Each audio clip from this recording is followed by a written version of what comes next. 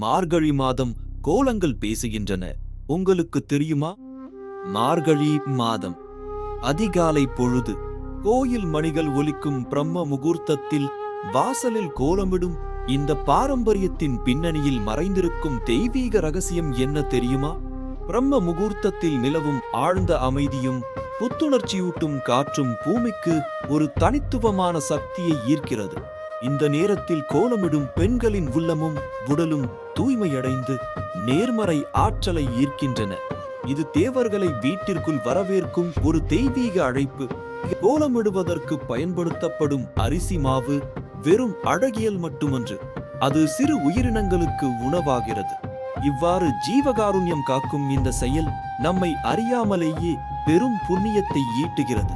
இந்த தர்மம் திருமகளின் அருளை அள்ளித்தந்து வீட்டிற்கு லட்சுமி கடாட்சத்தை ஏற்படுத்துகிறது.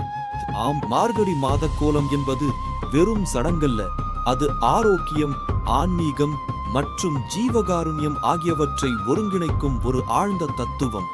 இந்த மார்கழியில் லட்சுமி தேவியின் ரகசியங்களை மேலும் ஆராய்வோம். உங்களுக்காக காத்திருக்கிறது